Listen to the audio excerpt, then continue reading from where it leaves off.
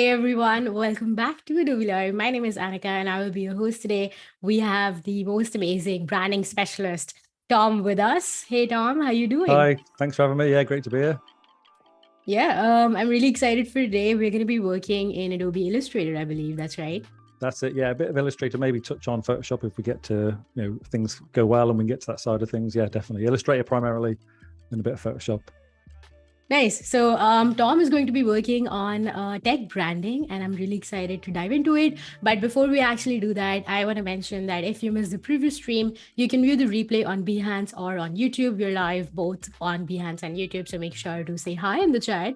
If you're watching this live, we also had photographer Daniel Livingstone live earlier today, and it was an amazing stream. He takes us through his post processing work for commercial photography in Lightroom Classic and Photoshop. I caught a bit of that and I thought it was really neat. And there were a lot of pro tips that he shared. So make sure to watch the replay. There is also a curated selection of the Illustrator Daily Creative Challenges that is going on replay and encore every day this week at 11:30 a.m. Pacific time, right before this stream. You can tune in and challenge yourself with a new prompt each day. Make your work and put it in the Discord. We have mentors that can give you feedback for all that you're doing. Without further ado, Tom, do you want to maybe introduce yourself, give us a glimpse of your work and your portfolio, and dive into what we're doing for day one? Yeah, please. Yeah, my name's Thomas Stevens. I'm based in the UK, focusing on branding and logo design. Went self-employed about 5 years ago, so I've really kind of narrowed my focus into that kind of work and working with clients, redefining, design the logos from the ground up. If I just jump onto my website, a bit of an overview for some of the projects. I really like to focus on taking brands and listening to the client's needs and listen to what their business is about and trying to find ways to simplify that in the simplest simplest form. Because I believe that those things scale easier onto assets, onto social media posts. This was on for a chef, and I like to break down these into like kind of negative space, clear rationale, and seeing how we could have the chef to the spoon, from the chef meals to consumer. And throughout all my branding, you can see from my Instagrams like a snapshot of gridded logos, how it applies to the assets, how it extends in brand patterns. And simplistic branding. I like to work with performance, kind of tech brands, sports tech, and this is one for Vlog Serve.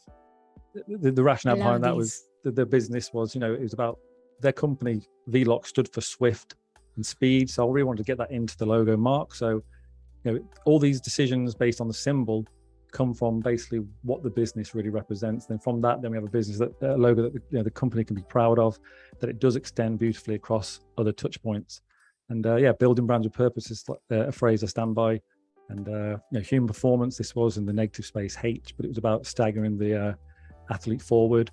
And that's probably a summary. And then I like to put content out with tutorials and talk about branding, case studies, and a bit of my day-to-day life. That's pretty cool. I love your content and I love the reels that you've been sharing lately, both on TikTok and Instagram. I appreciate and that. They have some really cool tips. So if you guys haven't seen those, make sure to check out Tom's Instagram. And I also want to say hi to the chat. I totally forgot to say hi to you all. Thank you so much for joining us, and let me know what time zone you're in and what time you're at where you're watching us live from. I want to say hi to Carol. Val is in the chat too. Hey, hello, welcome everyone. There's Kieran also. Hi, welcome to the stream. Let's dive into it. What are we doing today, Tom? Yeah, great to have everyone with us. Today, we're going to look at, we're going to be rebranding a tech company focused on goal-oriented business. So it's a platform for reaching your goals. So they're a tech product, but they're focused on allowing people to achieve their goals through their platform, through their content. So open the slide, building brands of purpose, as I just said. And I really stand by this when I speak to my clients in the work that I do, because I believe that we do need to build a brand with purpose to formulate something that's attractive, that the clients can stand beside and believe in. That's whether that's not necessarily the uniqueness of the content or the product or service, but actually the uniqueness of their story or the mission for the type of business. So through the discovery call, I like to listen to what they're saying and listen out for key things to say, okay, you're trying to achieve this. This is where we can differentiate. So that building brands with purpose, as I like to put on slides and in emails, is really that. We can formulate a great mark and identity system if we lean into the purpose of the brand, and it's my job to uncover that and then put that into its most simplest form, really. And so yeah, we typically would jump on a discovery call, and for this, we're going to develop a logo design and brand identity system for the company Riser. So this is a fictional brand. Their goal is a goal-setting app and a lifestyle brand for the early riser, go-getter, devoted athlete, driven professional, aspiring entrepreneur, or dedicated student looking to reach their goal. So it's a platform that, based on your goals, they will feed you content. They also want to look to be a brand that can stick around forever and be a cool brand to be a part of. Everyone wants to reach their goals, achieve new things, do things differently, but they almost often feel lost with what direction to take. So this app says, you want to learn X, let's feed you with that content. I'm going to build a brand around that. I love that. I also love the name that you chose for it because it really ties into the whole concept and also the target audience that you have. Yeah, that's I pretty appreciate neat. that. Yeah. So rising, getting up, getting going, getting started. So that stage, I would send over a brand questionnaire, as you can see in this beautiful mock-up. That's typically the questions that I'll send over. The questions are important, but it really is about how these clients answer these questions. Every client will answer them differently. What your business is about is an obvious question, but it's more about what that question sparks in the conversation, that then I get excited about them explaining this, explaining that. What problem do they solve for their customers? And they'll often say something and I'll go, okay, well, that's an interesting take on it. Maybe we can lean into this. If we lean into that angle based on your business, this is how we can make it different. This is how we can make it unique through the identity system and through the logo and through the branding and everything else that follows after that. Yeah, so that's a great insight into also telling us that you don't always use the same client questions and they always can differ based on the client feedback and input as well. Yeah, absolutely. Yeah, the question isn't the question's important, but it's more about that conversation, really. They're just a conversation starter and allowing us to dig deeper and get an understanding about who they really are. It's a normal conversation, normal people. It's nothing scary, but it can be scary at the start when you're first doing this, but it really matters to find out what is the business about? What are the additional requirements? What's the primary message? Some founders of businesses have never actually said out loud, what is that big hero statement they want to put on the wall and say, this is what we offer? This things I found with clients, they really enjoy this process, and it helps them, for them sometimes open their eyes and say, this is who we are actually. And now Tom's going to go away, or a brand designer, if they took the same approach, to go and create an identity system that matches that or gets us to that direction. Very so cool. From those questions, just to quickly jump out of this onto a Word document. This is typically the type of document I'd be sent back. So it could be in an email or a Word document. And in these questions, I might be sent back a blank document or a document with bullet points, sometimes a thorough in-depth document, but it's from that call, then I start to add to this document. And then in this document that we've got now with all the content, I like to look through each paragraph and try and pull out these interesting words that can define this business. Yeah, it's kind of like a mind map. Yeah, exactly. It's the initial stages, the things that start to prop up, to your first step, progress, achieving one step at a time, motivation, aspiring. That's all formulating the brand vision, the brand voice. Without even knowing it, you're starting to pull out even their unique story. It might be about one man in a room devoted to building this tech, but sometimes if it says two founders in the past, I might cling on to that story about the two founders starting the business, because that might then represent itself in the shape of the symbol, how the branding comes together. So all these stories, how the business is started, it really matters, because when we lean into what's you and what's actually you, and not a replica or a made-up story, we can actually find those unique spots, and then that obviously ultimately affects the logo design and the branding itself. I love that. Yeah. It's really important to emphasize the story. And I love that you actually do that and make brands with a purpose. I also want to say hi to more people joining us. We see Stephen, Bryant in the chat, Katerina, Stuart, Stephen, Becca. Hi, welcome on in. Oh, everyone. nice to see you. I know Stephen. Yeah, nice to have him here. Yeah. So ask questions. What words describe you, your audience? Yeah. Again, I'm just highlighting these different words. They want to be a type of company for not just for everybody that wants to solve, to reach their goal. Athletes, they want to be a lifestyle brand. They want to be for a young person who wants to go, okay, I want to learn this. Let's do this. And I'm looking at all the keywords and the problems that they're facing. And then from this information, I'll summarize some of this back into the document. So, letting those words see loud and clear, the word association, brand voice, they're supportive, energetic. This is the type of brand they want to be. Yeah. Looking at that brand purpose, again, highlighting key words.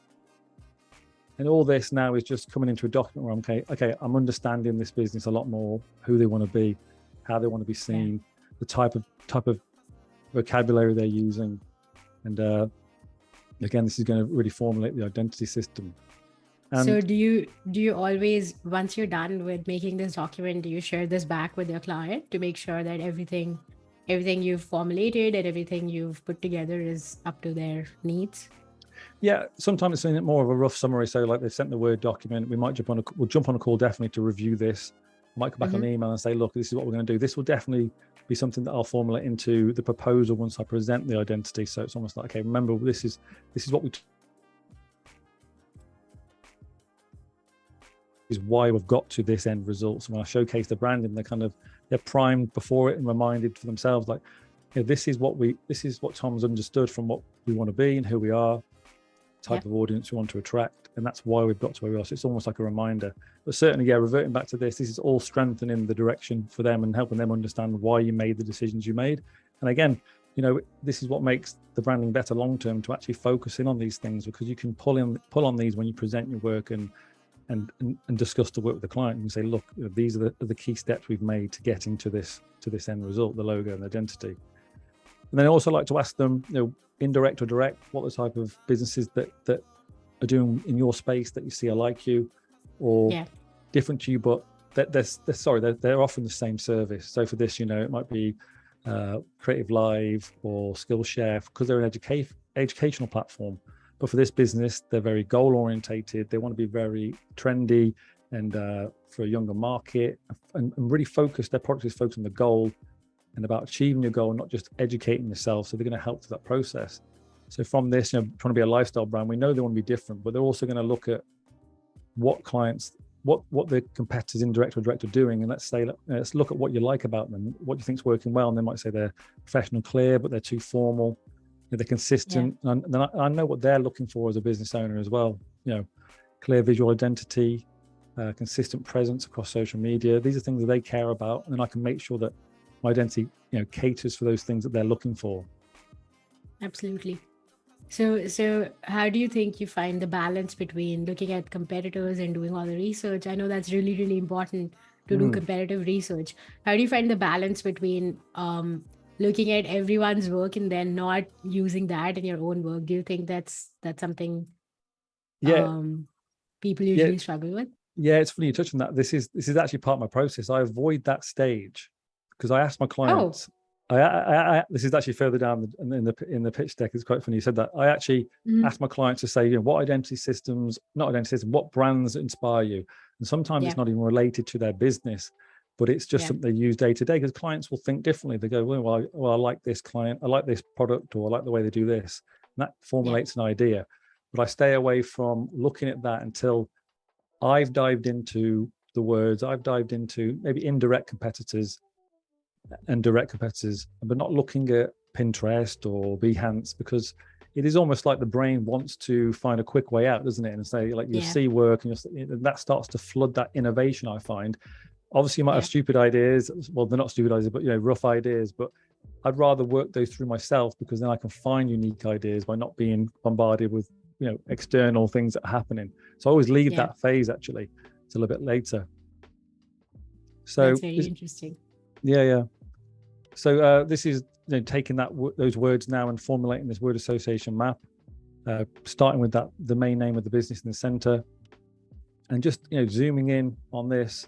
We can look at words like habit and how that means practice, how goal setting is purpose and to resolve and process, because surface level ideas are great, but for any industry, if you're doing a chef, you could think an obvious chef hat, or you could think for a tech business, a computer, but we've got to think deeper than that. Sometimes it's appropriate, a chef hat, but it's all relative to what you need to do. But typically there's a lot of surface level ideas that are there, obviously, for a first name or a type of industry. So I like to say, where are the unique pairings? What are the unique words? What are the things we can pair together to say something unique? So riser is Yeah. about rising up, upwards, doing better. It's about getting up early, which for a lot of people, and chasing your dreams and getting after your goals. So going from each word, progress, into forward, into development, to advance, from reach, direction. I'm just formulating, I'm seeing how far these words will take me until they don't make sense. And I'm seeing at what we've got to play with on this word map. That's very cool. I have a question about the word map. Is this a Yeah. mock-up or is this an actual This is a photograph? mock-up. Yeah, this is a mock-up. Yeah. I didn't get Wow, anyone around to take that photo. Yeah, that's a mock-up. that's a brilliant mock-up. Very, very Yeah, cool. it's a nice one. Almost Yeah, looks like a real yeah. one. Yeah, and then so from that, this, I like to move on to a vision board. So this is just taking the words and just Googling or using Adobe Stock or Unsplash for just to quickly see. If I typed in progress, target, focus, the more early morning sunrise, rising up, what would come up? Energy. If I type in energy, these images start to showcase, formulate almost like an image of what that person's like, the type of person that comes and uses an app like this. Someone who is goal orientated, but maybe lost and needs direction. They're working on their craft. They're a fitness athlete. They're a content creator. They're getting outdoors.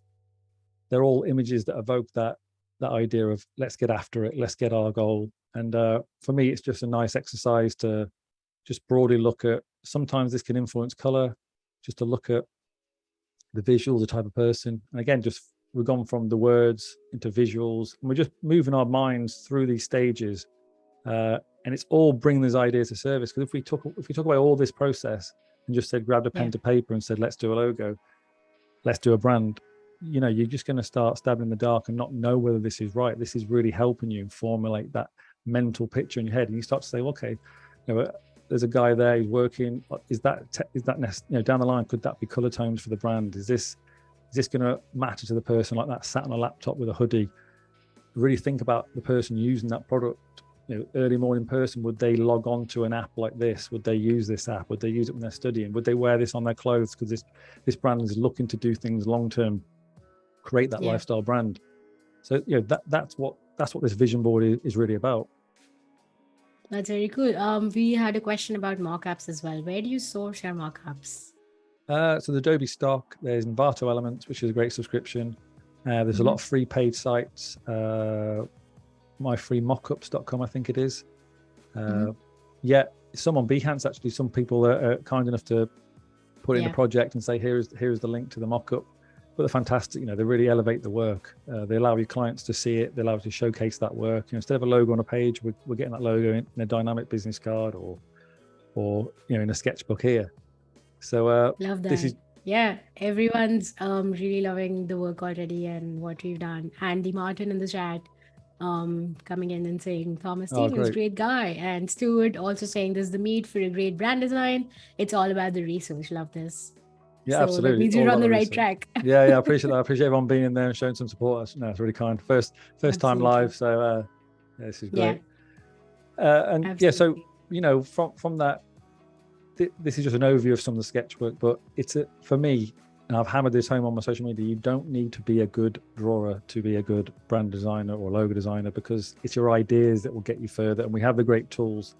I think you can be, and there's a space for that as well, but a lot of people get put off by their sketch work and say, well, I can't draw this, can't do that. What I'm looking for when I'm developing logos is, can I fast prototype it, be rough, and actually allow the ideas to come out without that paralysis by analysis and getting overworked about the perfect logo. And I'm almost just going, okay, so if we look at the top corner here, habit is someone that continues to do. And I just wanted to write that down. Habit is about forming a habit to reach a goal. And then I'm doing circles back on themselves. Simple shapes are just allowing this creativity to come out. Simple R shapes, the momentum of moving forward. What is a goal? What is it? It's a focus. It's a target. It's progress up. And I'm trying to incorporate that into what is easily identifiable. Sometimes it's the letter R, incorporated into that. Sometimes it's emotion. It's about going from A to B. If we look on the right side, I put action by action, and it's about that overarchingness. And on that stage, I'm just trying to formulate from a sofa in a sketchbook, from a big A3 sketch pad. I like to sometimes move from the room and just go crazy and just literally draw any shape, keep thinking about the brand. Then at some points you have to literally say to yourself, hang on, take a step back. What is this brand? What is the movement? And allow these ideas to come out, because that's what you stumble on a bad idea, you do a good idea, and then you formulate this great idea because you kept working through that progress. So it's easy to be stuck, not want to start, almost rigid in like, oh, what is this? This isn't the perfect mark. It's not about that. It's about getting as many bad ideas out first so you get to the great idea. I love that. Yeah, rapid prototyping for sure. I think somewhere I once read that you should do the first 10 sketches in 10 minutes and not think about the outcome. And that way you just get all the bad ideas, or sometimes even ideas that are good but have already been done out of your system. And then you get to the ones that you actually can use. Yeah, and lots of these, the one that I'll show some more of these in a second, they're very generic when you look back on them, but it's about that. I don't want anything external to interrupt me. Just get working. Start just using that pen to paper and seeing what happens. So this is what I touched on before, where I'll ask the client to go to Pinterest, go anywhere they feel they're happy to search, and send me things that are inspiring you, things you like the look of. So if this client, they might share an identity system they've seen, and they might be for any reasons. And it's not to say that their decisions are wrong, because sometimes you can be sent back something you think, okay, this probably isn't going to be right for this business, but it's interesting to see where their eyes are looking and what matters to them. We're there to guide them and help them, but they may send back something that's totally irrelevant to their business and where they want to be. But they just thought it was crucial to know, and it's good to know where their mind is, so you can help guide them. And even if you can help move them away from something they're thinking, that can also be a benefit long term as well. So this is an example.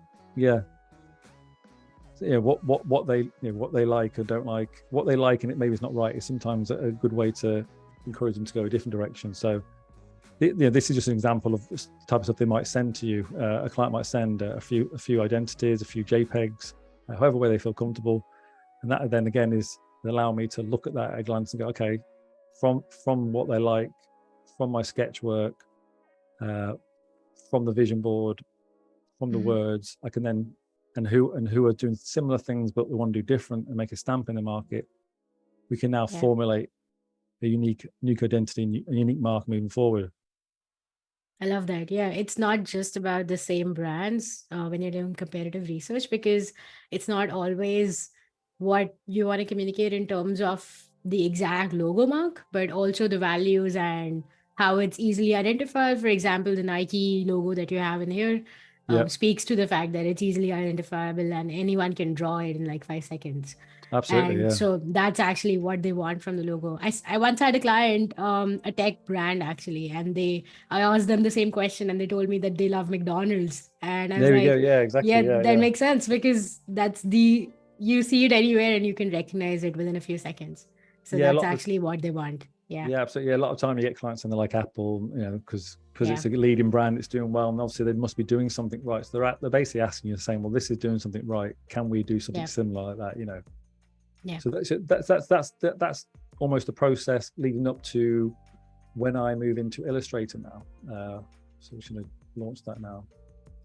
So in my canvas in Illustrator, you can see that I like to have a reminder of everything, that almost a summary of the things discussed in the original pitch deck. So it's keeping in mind about the type of brand and the brand voice they want to be, the brand purpose, keeping that target audience in mind, who it's for, the age range, motivated to be better, goal-oriented, struggles to stay on track, lacks direction, possible taglines. So this is something that seems to happen a lot with projects I do.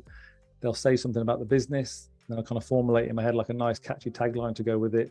A lot of the businesses I work with, they've been happy to take those taglines and run with them, because they've hit the mark and they summarize their business in a nice way. I like to incorporate these in the identity system long term. So keep those in mind. Again, they also guide some of my mindset. Your progress is our focus. So as the app's purpose is really to help people's progress, and that's their focus. So that was using those words, progress and focus, in a nice short catchy tagline. Rise and grind, that's something that you can maybe splash across a social media post, and action by action, it's about taking these steps forward in your goals and reaching them. Absolutely. I know this is a fictional brand that we're working with just for Adobe Live, but ideally, if you're working with a client, do you do all of this copywriting as well, or does the client hire a copywriter to do it separately, or maybe you hire a copywriter to do it separately? Yeah, it wouldn't be in-depth copywriting, but as part of the package, I do offer to look at mission statements and taglines, inspiring taglines to accompany the identity. If that's something they want me to look at, I can do that. If it's not, Yeah, they got their own in-house. That's fair enough. But I, even behind the scenes, the creativity in me, it seems to just happen anyway. I seem to get involved and start enjoying thinking of these taglines, because it starts to fuel that identity and gets me excited about the brand. When you put that underneath the mark, it's like, okay, this is really, you got that mission statement that sets off the mark. So yeah, if they want to, I will, but not always. Nice. So Yeah, that also really brings everything in together and gets you in the flow of things as well. Absolutely, yeah. So as I said, jumping on these sketches, we do lots of little sketches and looking at what these words can be symbolized in the rawest form. Looking at progress, looking even down to simple as, what at the top of a mountain, reaching the top, going up. Yeah. So are these all done in a single go, or do you take breaks between doing all of these sketches? It varies. Yeah, sometimes it's all in one go. Sometimes I'm just rattling through them. I'll take a break. It's hard to know whether it's a break or not. It's just, I just allow the creativity. I'll stop, sometimes take a break. But typically, I just like to I'm kind of like twiddling my mind and kind of thinking, okay, I need to get this. I need to find that solution. So my mind's always hunting, and then I'm having breaks and I'm still thinking about it, and I'll go back to it. Just keep formulating those ideas and keep thinking of what's the best way we can represent all that good stuff we talked about before in that mark. Yeah. Simple shapes. Let's look at how this is an arrow. Is that too generic? Is that going back? What, is reaching your goal about repeatedly working on yourself, back and forth, going from A to B, reaching, arching over, more abstract R shape. I love that, actually. I'm sorry, you shouldn't have prefaced that, but I love that when you showed it in the mock-up as well. Yeah.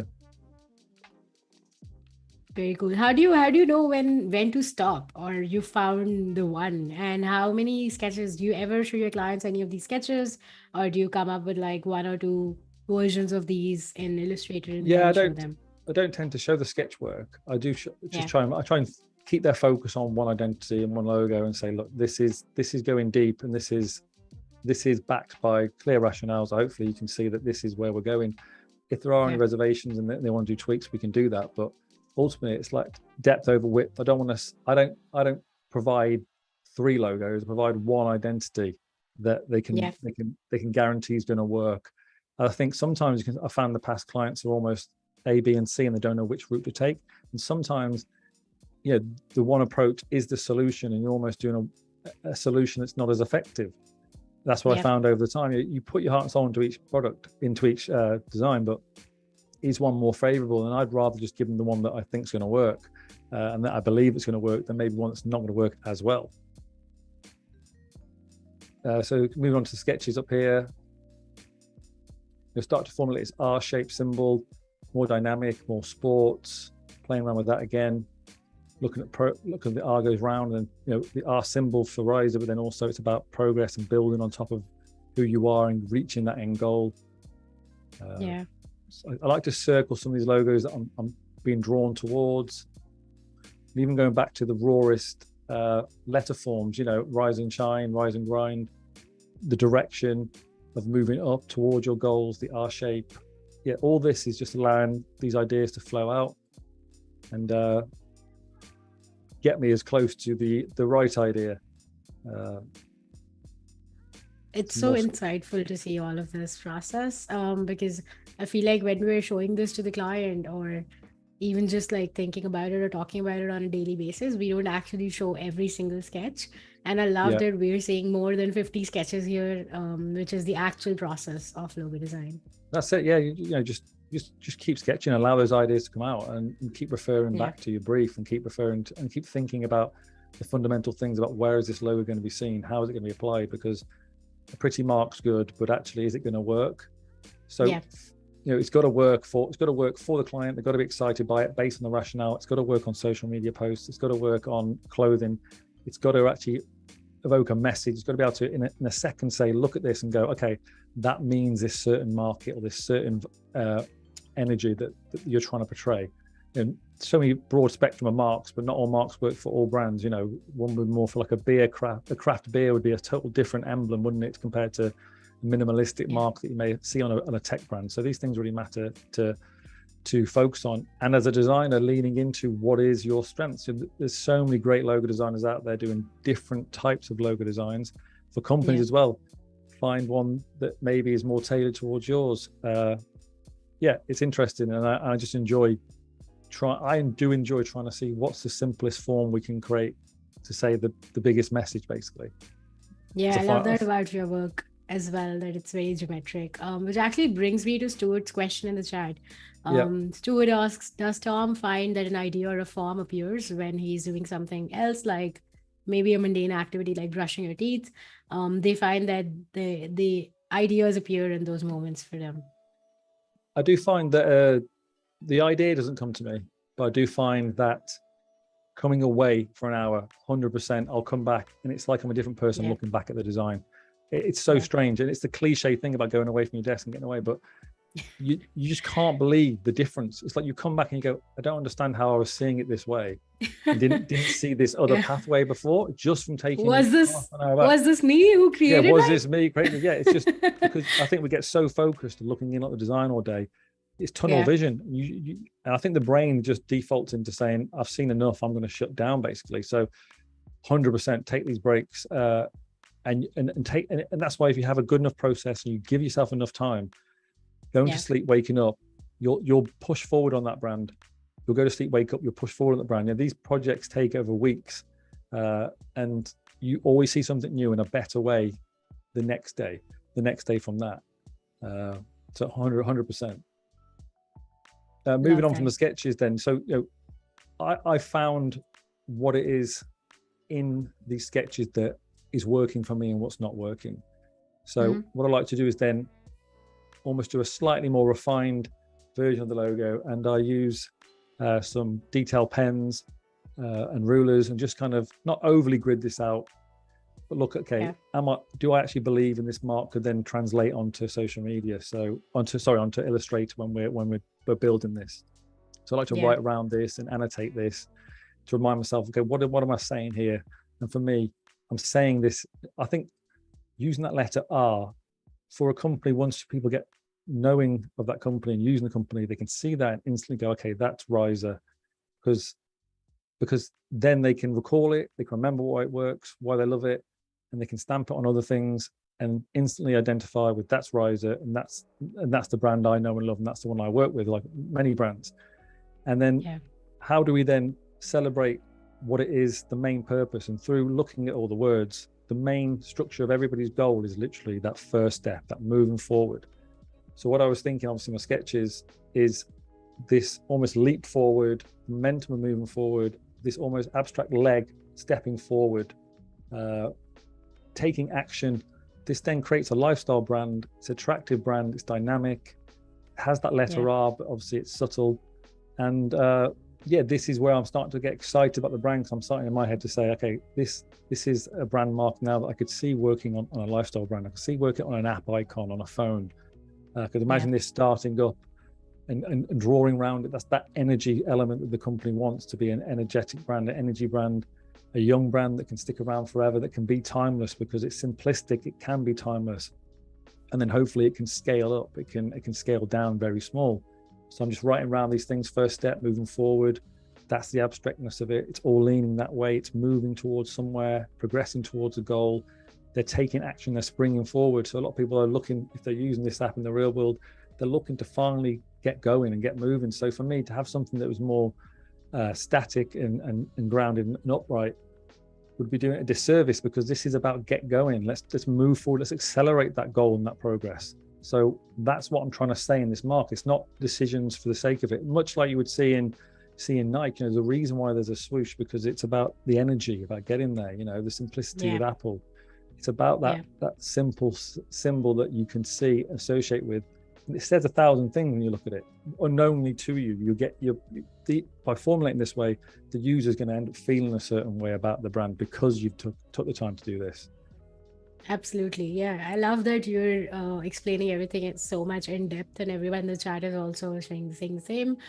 Stuart, Laura, and Becca all agree that this is amazing and they love being able to hear the reasons behind these decisions. I also want to Oh, say really that I pleased. love that you use like a grade and a ruler on traditional medium as well.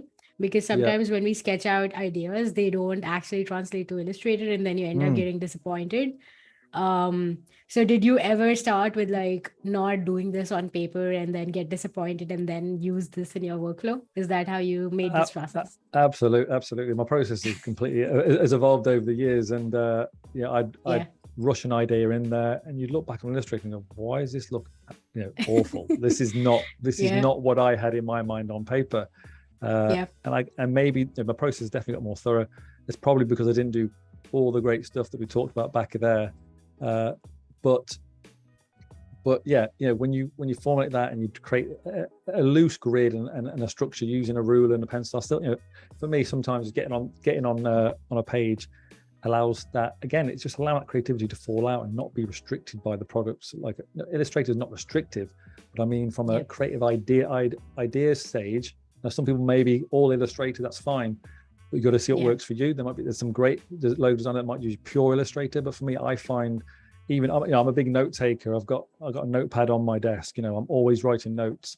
It's just the best way for me to learn, the best way for me to allow it get from here out first before I hit that stage. Yeah, you've got to find what works for you. But certainly this approach definitely works for me. Nice. Is there any questions in the chat regarding that stage? I'm Um, going to move on to start yeah, we do formulating, have building that logo now. um we do have some comments about how everyone wants to keep it simple. But sometimes as the more complex logos don't really last long, we're just having conversation about the same, that logos don't really match up when you make them in Illustrator and vectorize them. There is one Yeah, question though. Do you have any resources on brand designing that you can recommend? Maybe some books or any websites that you often refer to?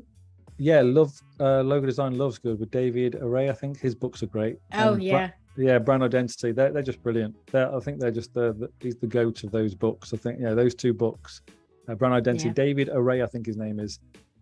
Yeah. And yeah, I'm they're gonna just put that in fantastic chat. books. Yeah. Both of those, if you read those, they're a big there's lots of this in there, that process work that he talks about. And yeah, and I do watch from the business side of things just quickly on the side, the future with Chris Doe and the Yep. team are there. They're fantastic as well. And then on Behance, obviously Adobe Live, that's where some great resources and great knowledge about branding. Just keep learning every day. Don't know everything, Love but that. there's so much to learn. And yeah, I think that's what I love as a creative and a designer and creating content. Keep learning, keep working, and I enjoy creating brands and creating content and art. And there's no rules. There's a lot of pressure out there, I think, from ourselves probably, that when we see other people, that we put pressure on ourselves, how we should do it, how it should be. And actually, Yeah. just lean into what you feel comfortable. And my sketch work might not be right for some people. It might be unrefined, but it's right for me. The same with Yeah. the way I do things. There's always people doing better or different, and it's about leaning into what works for you. And ultimately, as long as it's backed by a great process, as I've touched on here, and I believe mine is a good process, you'll get great ideas no matter how you use the products. And so the products, the tools, the pen and paper, just get the good ideas. That's what we're looking for, and then everything else falls into place a lot easier, I find. I love that. That also speaks to a lot of imposter syndrome that a lot of designers and Certainly, artists yeah. out there feel. And I love that you touched on the fact that you compare your progress to your own past self and not Mm, other people who are doing better in terms of your eyes or maybe someone else's eyes. And absolutely. just think about where you were 5 years ago and right now. Yeah, I love that. absolutely. Yeah, it's just evolution, progress. Everyone's a work in progress. Even actually got a post about this. Even the biggest brands in the world are a work in progress. The iPhone 3 came Yeah. out, didn't have everything Yeah. ready, but they Yeah. went for it. They now that would be one of the worst phones ever. But I always think about. I always hold that in mind. Everybody started somewhere, so just keep putting your best foot forward and lean into what works for you, and learn from other people. Absolutely. So now, I yeah, love that. so I'm just gonna crop this logo now. So this is obviously going to be the starting block for building this symbol now. We're going to look at how we can look at any problem areas with it. Obviously, there's going to be lots of problem areas at the start because this is just a sketch. This thing will come across. So what I like to do is press Command and then the quotation mark on Mac to put some of these nice grids on the background, and lower the opacity.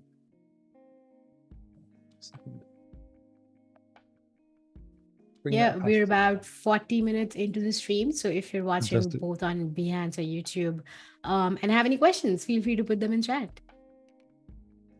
Yeah, I'd be keen to know, what are the main issues or the problems that people face, with logo design, with branding. Is there any key things, or is anyone looking for any advice about starting as a freelance designer? Bring it straight back to just getting creative and anything people need to know. I don't know it all, but maybe there's things we can discuss and share ideas. Please just drop them in the chat. It'd be great. Absolutely. Yeah, I would love to learn more about your freelance journey and how you got started. Were you working in an agency before? How did you come up with the idea of going freelance and taking the risks involved? What do you feel about that? Yeah, so I graduated in university in 2011 and got 2 positions in-house. And I was working for a publishing house, kind of traditional print, and then working for an events company in the fitness industry. And fantastic, great experience. Loved that, being in-house designer, modeling off other designers that worked in-house. But then I just wanted to explore and push myself in the business side of things, and working with different businesses every day, not necessarily one. I know you can do that in a creative agency, but for me, I didn't have that approach. I didn't. Yeah. My route didn't lead that way. I had that idea to go self-employed, having already worked in-house in a company, which was fantastic. But now it was time for me to do my own thing. So yeah, just made the decision overnight and grabbed a laptop on the kitchen table and decided to start looking for hunting down clients, basically. Not the best way to do it, but luckily it worked out. That ties into Stuart's question. Stuart says, when did you know to make the leap? When did I know? When I couldn't breathe any longer. That's basically how I see it. It has to be a point for me where it's like, this is what I want to do. There's never going to be a right time. That you can definitely, there's principles to think about in terms of saving money, making yourself safe, but everybody's journey is different, and sometimes you'll never be ready to take that leap. So sometimes it is just go for it. There's the practical way: save up, give yourself a runway, start getting on, start being in contact with everybody you worked with. If they worked in HR, if they worked in marketing, everybody's somebody that knows you and can vouch for you that you're who you are, and there's already that trust element built in. So start there. Start letting everybody know that you are freelance. That's the best approach you can take. The more people know, the better. And get putting content out on LinkedIn and Instagram and the amazing TikTok now. I didn't have that when I started. But just everywhere, if you can, start putting out content and letting people know. Anybody that you work with, anyone that's seen you before. So just quickly, what we're doing here is we're not focused too much on, is this right for the grid? We're focused on just using our sketch work to model off. So simple line work, allowing it to extend over, because we want to start building these together at some point and constructing these with the Shape Builder tool, which is one of the most amazing tools ever. I love it. Yeah. My favorite is also the Shape Builder. Yeah. Game changer. So we're just constructing these now.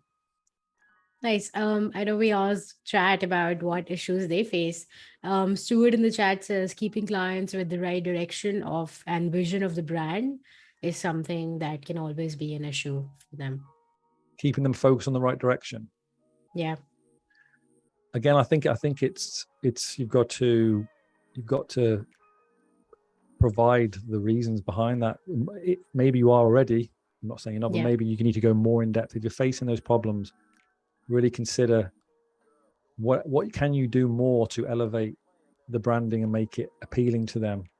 It's not about pulling the wool over their eyes. It's about literally creating a product, because that's what we're selling, a product that actually they can go, this is going to make life easier. And what I like to do and work with clients is try and listen in to say what things they're struggling with. They might say to you, you know, I'm really struggling. Simple things as, you know, I've got a keynote speeches that I'm doing that I really talk to lots of people. Well, that's something I could maybe put into my mock-ups to show them how they could have a keynote backdrop for their brand. They've got a vehicle wrap for a business. Maybe we can put that into the mock-up. So start listening, keep asking why, and what is that you're faced with. So when it comes to showcasing the brand, not only the rationale, not only have you considered everything, not only have you shown how well it works and everything, but actually you're giving them these extra wins where they're like, wow, okay, I can start using this now on my keynotes when I'm presenting. I'm going to start using this on my social media because we really want to start tackling Instagram. So I think just you've got to over deliver and give them more and give them a solution, not just a good looking mark, which matters obviously, but a real business solution is what they want, what you should be providing. Love that. Yeah. I hope that answers the question. Absolutely. So again, we're just constructing this now. We drop this. So how was your transition from industry to freelance work? How was my transition? Mm-hmm. It's scary. You know, it's a big step, isn't it? Because you have to learn everything along the way, the invoicing, the communication, learn how to talk to people. But putting myself online and putting myself through content, and that's definitely grown me as a creative.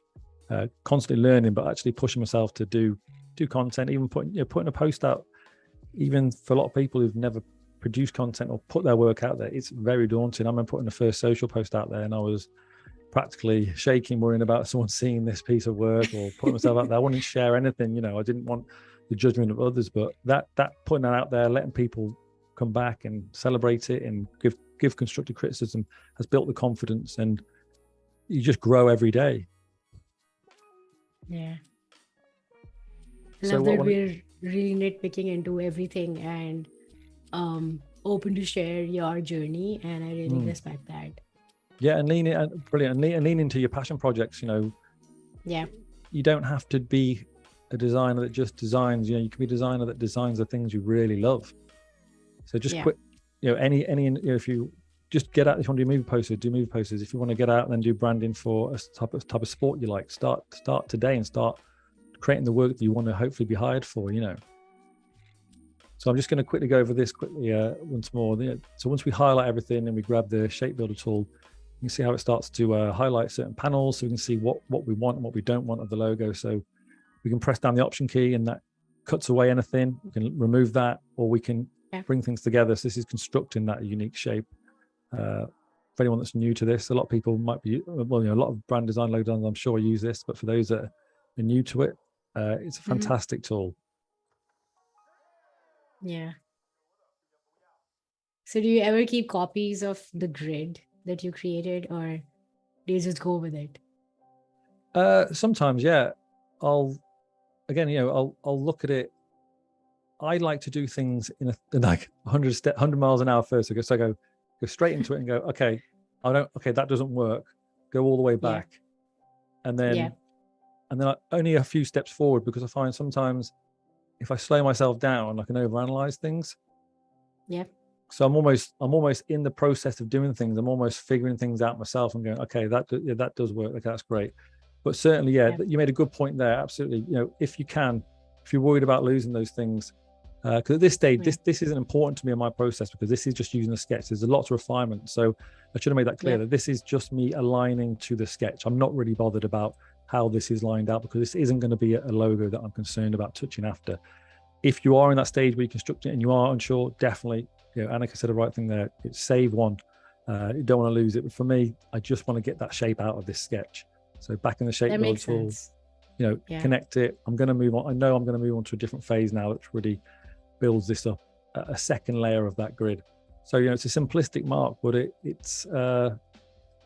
takes a lot of formulating actually to get these things right and to make sure there's no roadblocks down the road. We don't come into any problems. It's going to work flipped, inverted. It's going to work in different ways. So we've, I hope that makes sense. That makes sense. We had a question from Marcos a little bit earlier. How do you deal with clients that probably are in the very early stages of their brand and don't essentially have like a vision yet? Do you how do you help them see what their brand is really about? So they have a business and they're not sure about. They have a business, they don't have a vision for the business. Yeah. Is that the They're question? really in the early stages and they don't really know what they want in terms of how the logo is supposed to look like or how they want the brand to evolve.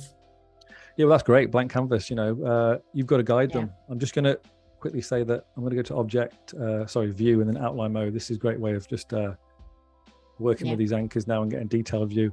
But yeah, so it's about it's the same process. Everything for me is a conversation, and it may take more conversations. That's all that it will take. They don't need to have a vision for their business. That's what you're here to do. You need to just try and find out all the interesting things about their business, and what and how and who it's for, and if there's a way we can. Let's just go back to preview mode.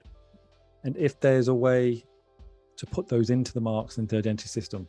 So yeah, it's just more questions. Keep asking why, as much as possible. Love that. So we have a few questions that I missed because you were talking, but Stephen in the chat asked, what made you focus on branding as opposed to doing other elements of design, maybe such as flyer designs or maybe working on ad campaigns? So that stuff that I realized after great question, that is. These things like flyer designs are fantastic, ad campaigns, but as a designer we're just constructing out of the DNA already given to us.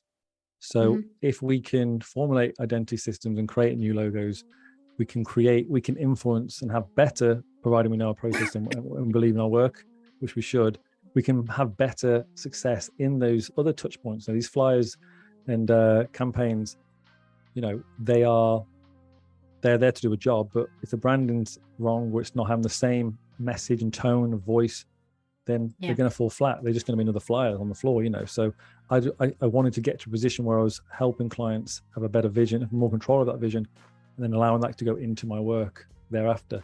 So yeah, and the enjoyment of it, the fulfillment of it as well was fantastic to see clients' faces go, wow, this is our brand now. This is what we're going to be working with. We're excited to get that put out there. So yeah, I hope that answers the question.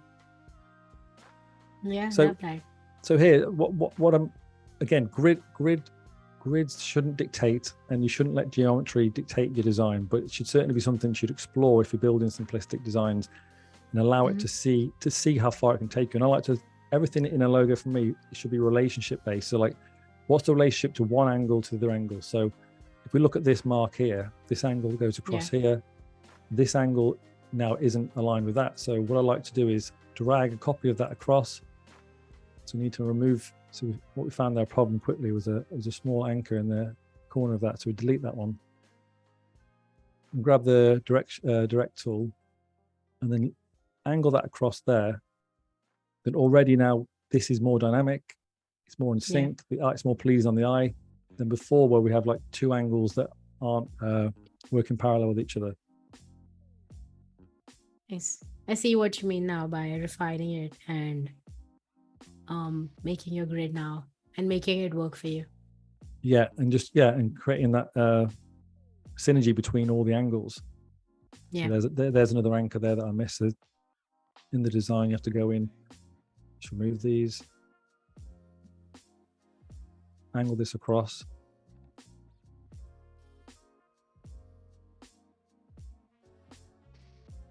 So now the mark in itself is starting to edge more along that way. There's more momentum for where it's going, the direction it's taking. And then looking from the top left angle, what's the relationship between this angle down here? These are all things in all the logo I've done with the chef symbol, with the V-lock serve symbol, with the V and the wings. I'm looking at what that angle means to this angle, if that's next to that. And if they're just odd angles all over the place, that can work. optically balanced we need to look at. We need to make sure it looks right when we look at it. Sometimes geometrically balanced logos, can actually be a problem. And I've done some cool videos on that on TikTok and Instagram, requested by people to look at certain logos that you might see in the Google logo and things like that, and people question the geometry of it. But actually, it's optically balanced. It's not geometrically balanced. It's optically balanced, which is better for that instance. But it's always good to explore these things. Start asking yourself on each angle, how does that one relate to the other angle? It's a good place to start because you start to conform a stronger symbol. Absolutely. Yeah, I think I've seen those videos, and it's mind-blowing that when you just look at it normally without actually analyzing it, you would not find that it's not geometrically balanced, because your eye just makes you think that it is perfect on paper. And a classic example of that is also the Starbucks logo, which actually has an element into it that was made to look optically correct, but it's actually incorrect when it comes to symmetry. Right, interesting. Yeah. There goes your next TikTok video. That's it. Yeah, that's the next one. But I love that us humans actually don't realize it when we look at things, not in an over-analyzing way. So I love that. Exactly.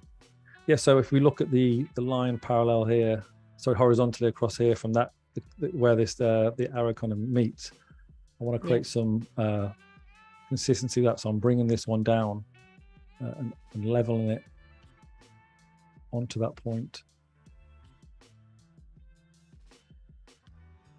And again, these subtle changes, what can make all the difference.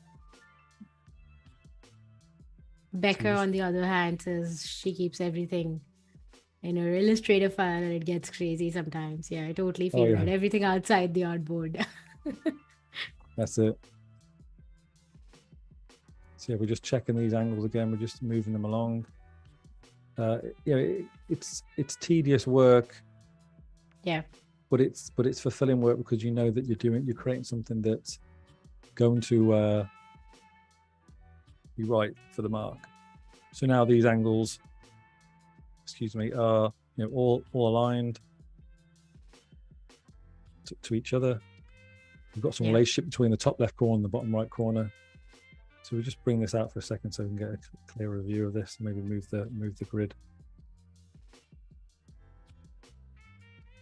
So now the mark itself, is more dynamic. It might be subtle, but if we look at, and again, it's all down to preference and eyeball, but if we look at the top one now versus the bottom one, there's a difference between what that says to me. This one, the bottom for me is it's ready to go. It wants to go forward. It's mean. It wants to get its goal set and move forward. The other one, it was a concept, but it was a bit all over the place. That line down the bottom left is skewing to the left a bit. And again, just creating that relationship. It's subtle. It's just an R to somebody. It's just like a jagged R, but it's energetic. It's forward. It's momentum, and that's what we're trying to get, as we've discussed here with these words. It's initial sketch work with formulating those first ideas. Again, we've just took it a step further. I love that. Yeah, it does look more optically correct now. So just bringing back in the grid. Is there any more questions in the chat about what's the shortcut for bringing in the grid back? Oh, it's a command and then the quotation mark. Oh, interesting. I've never used that. I don't think. There's so many shortcuts. I don't do half of them. I just sometimes still go back to the menus, and then but there's lots to learn. There's some great ones. Absolutely. Do you ever customize the shortcuts as well, or do you mainly? I haven't. I'm terrible. That I see some videos on Instagram or TikTok, and it's like, did you know there's a shortcut for this, doing that? I'm like, that is genius, and then I never get around to doing it. I still just take the long route, Yeah, I mean, that's part of your process. I mean, if you've been doing it long enough, you're most efficient doing it the way you do it. Yeah, sometimes, yeah. But there are some time-saving ways that you think, if I just got used to mastering this trick, because like you say, you form your own habits and the quicker ways of designing. So if I could just learn it and take some time, I'd actually maybe save myself 10 minutes. So again, I'm just finalizing, looking at some space in between the key leg on the left and the section in the middle. I'd like to, again, a little bit more of a relationship between those widths between those parts of the logo. So I'm going to just slightly nudge this across. Love it. Stephen in the chat says they use a lot of shortcuts but don't remember them when they try to explain to people. That's Muscle it. memory. That's the totally. One. Yeah. Let us know in the chat if you guys have any favorite shortcuts or you use shortcuts or not. I would love to know. Stuart in the chat also says it is all in the details, like some things ever so slightly rounding the corners. Crazy how little things make all the difference. Yeah, that's absolutely. it. That's it. That's what's, this is where the time is magic spent. Happens. Yeah, it's in these small details. And again, hopefully it's still entertaining to watch. But absolutely, yeah. It's like you mentioned, it's a tedious process, but it's also the real process. yes, and I think we're here for it. You want to see how you create these beautiful geometric logos that look insanely beautiful. I love the hair burst. And there was another one, I think. I love the colors on the hair burst and also the skateboard project that you've done. I think it was Jimmy John. Oh yeah, that's great. Yeah, it's a bit more creative, that one. Yeah. I love how different it is, and you can still be versatile in your work and still incorporate geometric logos in your style and type. That. So just because we've nudged that along, we need to realign. Let's try the outline mode again. Outline. Yes, I'm just checking these are aligned, and then that'll be the final bits of this. Let's unlock these. It does take you to zoom in quite a lot sometimes to get it perfectly lined up. Yeah, for sure. I love that you're using the outline mode as well, because then you can actually see like the wireframe of all the shapes and objects that you have. Yep.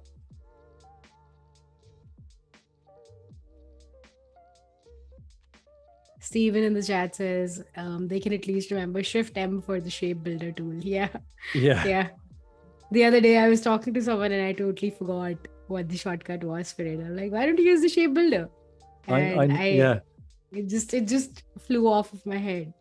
We all know so much, and then when it comes down to it, we just blank. Sometimes I forget how to even turn an image around. Sometimes I'm like, how do you even rotate an image? I've totally forgotten. The simplest of things just get like your brain goes blank. Yeah. There's a lot to remember in these platforms. I think that's why it can be quite overwhelming for some people at the start. Just looking at Photoshop or Illustrator and think, wow, this is just too technical. But it's just one new task at a time. Keep trialing one thing, and then you'll at the end of a few years later, you'll have a lot of strings to your bow, and you'll be able to bring those things together, definitely. So that's I'm happy with how it's looking. I'm going to save a copy of this and bring this down.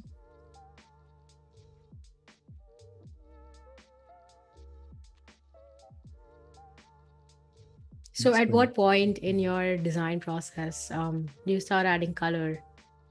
When do you think about that? So firstly, just obviously looking at black and white, and even David Array in his Love Logo Design book, a lot of logo designers talk about this. Doesn't work in black and white, doesn't work, and I really believe in that as well. I'm sure you come across this yourself. Color can certainly distort a logo design and can actually make you have false confidence in it, because color is attractive. So it's taken away from focusing on the form and how this is going to work long term. So instead, keep in black and white, look at color as far as you can get, where you say, okay, this logo great, the type looks great with it, and now let's implement color. Yeah. And just looking at this, the mark, I think it would be, I feel like it needs to be more grounded, as it's somebody leaping forward. Again, it doesn't need to depict a real person, legs and everything, but I feel like if we can't back it up by something, let's look at other options. So It's funny you mentioned that because I was just going to say it almost looks like a person running in the left direction, Yeah, with that's one of it. their Yeah, legs up and one just like rushing towards, just yeah, going. yeah. Going in the right direction. And Yeah. that's the goal. That's what I'm trying to achieve. That's from this Yeah. mood board. People leaping, people taking that first step, uh, Yeah. getting going. That energy, even that. This was literally typing in the word energy, brought up this lightning bolt, and it wasn't to say that let's make it a lightning bolt, but it's funny when you lean into these qualities like momentum, speed, moving forward, that you'd create something that's dynamic, edgy, Yeah. evokes energy and speed, because that's what you're trying to say. If this was too curvy and upright and just sat there, it would be like, well, this isn't a brand that's moving you forward. This isn't energy. This isn't dynamic. So this is Yeah. what's kind of bringing all these qualities out to these simple marks. So I feel like I'm gonna need grounding in terms of setting off that mark from, if you imagine setting off a goal. I feel like at the moment it's pointed, it's a little bit too electric. So I'm pretty happy with that. So now it's where I start to look at, okay, let's just double check this mark is going to be good to Good in use. black and white as well. Yeah, just starting to help my mind go a few steps ahead. And it's what I like to do. It's almost not final mock-ups. That's some great stuff that we do in day two, and looking how this brand can really extend across different assets like business cards or a web banner or a social post. But we do want to certainly look at how it can work in some ways in different colors, in different alternate inverted colors or different shapes or upside down. Yeah. Accompanied by No text. So it's just allowing us to see, okay, this is working. What would an outline version look like? Could this outline version work for something else? That's what I see with a lot of brands I've done before, with even with Vlocks, with the V. We outline this mark, and that mark can then extend onto other assets in the future. So what I like to do is create an outline mode. Sorry, not outline mode, create an outline stroke of the logo, up this weight slightly. And then once we have that mark, we could play around with different weights. This is something we could also look at later if we want to implement a mark like this. But these could all work for the brand. They're inverted, it's still on brand, it's still the shape of the brand. It's just how we use them moving forward in different marketing. Yeah. So go to object, then expand, and then fill. And that's obviously going to take that line now and make it an outline. Yeah. So that's independent of itself. So we could take that, flip the colors again on that. Keen to know, what stages do other people start to implement color? Are they still focused on the black and white? Is color important to you early on in your process, or are you the same? Do you focus on black and white? Yeah, let us know, chat. For me, I think I am the same as you. I also try to focus on black and white first. Yeah. Just to see if it's working, and then move on to color. And essentially only move on to with like once I've finalized because I present more than one concept. I present like 2 concepts to the client. Okay, yeah, great. Once I have that logged in, that's when I actually move into color. I don't move into color in the first iteration at all. Is that something you ask if they want 2 concepts, or do you just as a standard offer 2 concepts? I do ask it most times, and clients do usually want more than one concept, and so sometimes I don't offer more than one concept as well, depending on how the vision is and how I feel about the brand. And if I have a solid idea, I would only present with one concept. Sure. So as to not confuse the client as well, because as a designer, it is also my job to make sure that the brand in the end is working. So it's absolutely. not just designing the logo, it is also thinking about all the other aspects that go with it. So sure. Totally depends on I've been asked to make more than one at times, and I'll do that if that's something, if that's a need, and I can factor that in. Absolutely. Yeah, Steven in the chat also says they do the same. Check if it works black and white and do color until the end. And Stuart also agrees, color at the end. That's great. I appreciate everyone sticking around in the chat and going through this process. Absolutely. Steven also says on average they normally do three as a base, but maybe that's too much choice for some clients. Yeah, I think three might be a bit too much. Sometimes when you don't really get to explain your choices and why you made those three concepts, it can tend to confuse clients because they've come to you because you're the professional and you do this enough to know which one's going to work for them. And if you can't justify those choices, I feel like they would tend to say, hey, maybe mix up three and two and make one out of it. Yeah, sure. So that's Yeah, usually yeah, what I've experienced happens. that before, where it's almost like I like that one, Yeah. can we merge them together, and it doesn't really work. You then can find yourself in a bit of a chaotic experience, then trying to Yeah. make a brand that you don't feel works. So that's Yeah. again, it's all my packages and the way I work with clients is a foundation. It's certainly not rigid. I want to work with Yeah. clients and I want to make them enjoy the process working with me. We're here to just work as Absolutely. human beings. We're not robotic or like this is it. This is the way. This is the only way we can do it. But if Yeah. they've got the budget and the time's there and the time's available for myself, and they really Mhm. want to see more than one, then why not? That's great. Let's do it. But typically for myself, over the years, I found that, like I said before, going deeper with the concept, there's Yeah. and just channeling that one design and presenting it in a certain way. I've seen a lot of success from that, and that's why I stopped offering 2 or 3 designs. It was like, let's do one design, and let's go deeper with this design. And again, there's still opportunity to refine and go back if we need to. There's always amendments. It's never like that's it, that's my way or the highway. I want all my clients to go away really happy. I want them to Yeah. use it. So, but I'm confident in my approach, and I found using one has had more success really, and less Yeah. problems for myself as a process and for the clients making a decision.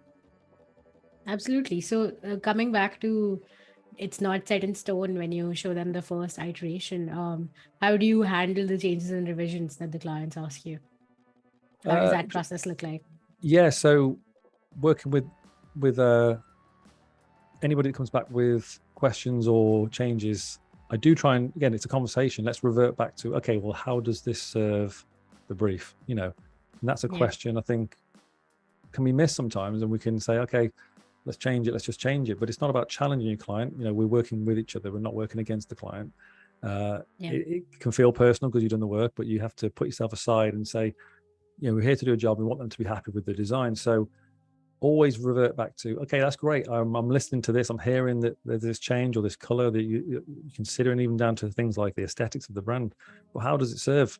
Let's have that conversation. How does this serve a type of client like this, audience like this, or customer? And if we can agree Yeah. it does, then okay, maybe it's somewhere that was overlooked, it wasn't seen, or it's more aligned what you feel you'd be happy with as a client.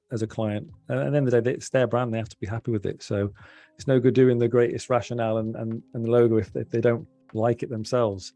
So Yeah. it's a game of working it's a collaboration. Keep working with each other, Absolutely. keep seeing where we're human. Maybe we've missed something, we didn't hear something, we didn't understand exactly what they were saying, and you get there with no stress, and it works for the client. They're happy.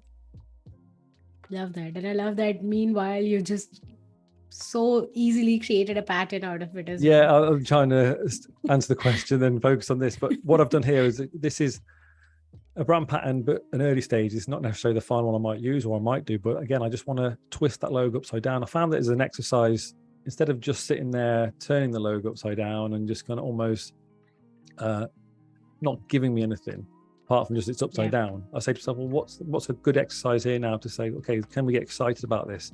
And a brand pattern is a great way for extending that brand on the back of a business card, on a touch point, on a wrapper of a packaging, on anything really. It's a great way of seeing how it looks close together. And for me, it looks interesting. That pattern does. It looks something dynamic. It certainly could work on something. So I'm confident that upside down, it looks great. Combined together, it looks great. And then from that stage, then we can almost start boxing these things off. And we're almost creating like a behind the scenes rough guidelines here before our eyes, and we're seeing it in black and white. We're seeing a little brand pattern up here. Okay, what would type look when we start to look at the typography for this? And that's ultimately what I want to move on to next, is bringing this mark down now then, and saying, okay, what's the type going to look like for this project? Let me just save this.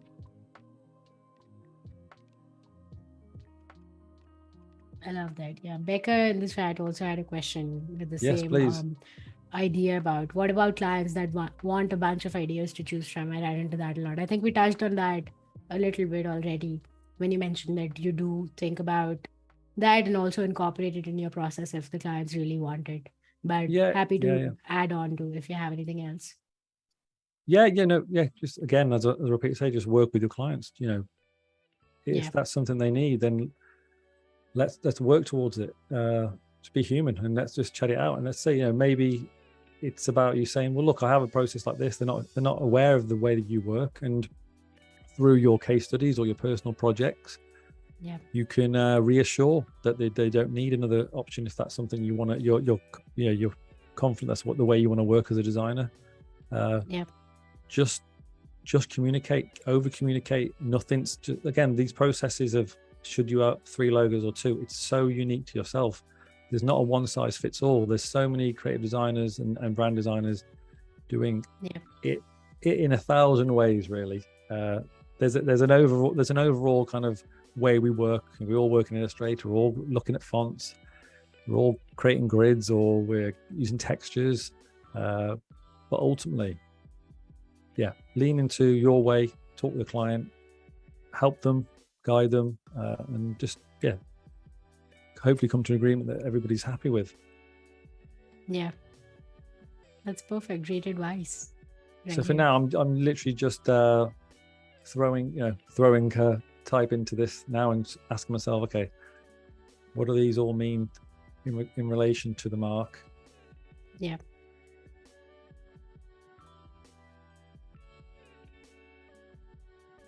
We don't need to worry too much about spacing. We're going to focus on how responsive these logos are, different variations, how close they are to the type, possibly modifying the type. But we just want to, bit like the exploration stage, don't restrict yourself,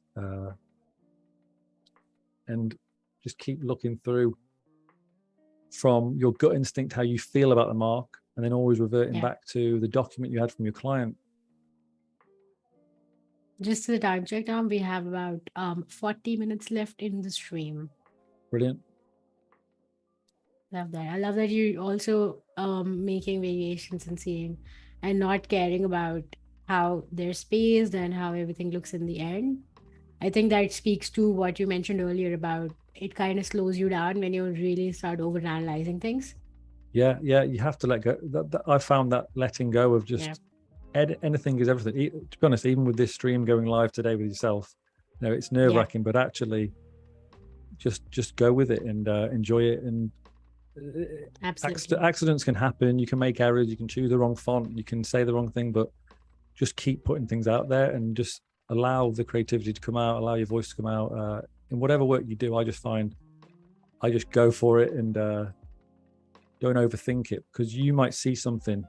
I might put a font up in a second, some type, and say, well, that's really interesting. I never thought of that, because I was just rattling through them, find them, put them next to it. It's just an interesting process, and I've found it helps me, because maybe that comes from a point where I do get paralysis by analysis. I do overthink my work. So to allow myself to overcome that, I've said to myself, lower that expectation. Just start creating and allow your voice and your ideas to come out. Absolutely. Yeah, so I think that goes with all form of creativity as well. Like if you're an illustrator, or if you're even a producer and you're out there photographing something and you just hit a point where you think that it might not be working for you, but if you keep going, you will find that shot that in the end will work. Absolutely. Yeah. Again, you're not just stabbing in the dark, but I like to allow my own voice and my own thoughts guide me, and then allow things to come in after. The things here from this document, just looking at that font there, just look, the client clearly wants something that's simplistic. We have to think that this is, they might have liked that just purely because they think it's cool. It might not be right. But we need to look at that. Okay, cater for that. Okay, that's what they're thinking. But then from our own advice, from our own expert knowledge, we say to ourselves, well, then this is a tech product, but it wants to be lifestyle. It needs to be legible. We're going to be providing people on this platform with content. It's educational, but from a very educational with a clear focus on the goal and about people achieving their goal. So we have to cater for an educational type platform. It needs to be legible. It needs to work in the future on clothing. So it's no good looking at a type that's over creative, let's say, in terms of creative is the wrong word because everything's creative, but lots of bells and whistles, curls and swirls on it. That's not going to necessarily work for this brand. We need something that's going to accompany that mark and be clean and slick.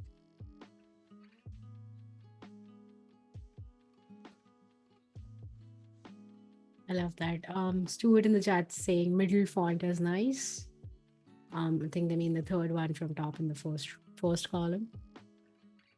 Right. Yeah. So these two here. Yeah. Possibly. Possibly. We don't know yet. Yeah. Let us know, Stuart. Confirm in the chat. Jack, hi, welcome on into the stream. If anyone's just joining us, we have Tom with us today. Tom is a branding specialist from TJS Creates, and we're working on this really cool tech brand. Tom is breaking down. Yeah, Tom is breaking down every step of the process, and I love that we're having an in-depth insight into his process and also workflow. So if you have any questions for us, make sure to put them in the chat, and I will be happy to redirect them to Tom. Clever does have a question in the chat. Clever is asking, how do you assess and avoid pitfalls of logo interpretation? Like if your logo looks like something completely different from what you intended it to be, do you put it in front of an audience such as kids or maybe someone who would not have a preset notion about what it could be? Yeah, absolutely. Yeah, ask family members. You have to be careful because their knowledge and their understanding may not be as good as yours, and you won't have the time to guide them through it. But it can help if you can just take away. You can take it with a pinch of salt, but and listen to the feedback and say, yeah, I got that straight away. But sometimes a fresh pair of eyes can help actually, and say, oh well, I thought it was this, I thought it was that, or it's this, and you got to do with that what you think best because it might be the wrong person you asked. Sometimes the feedback could be the wrong person. So ask a few people, ask people in your space if you can as well, other designers, or try and get parts of I don't know, subreddits or discords where maybe they can share work, or just put ideas out online, maybe on your stories if the client will be okay for you to do that, and see what people think.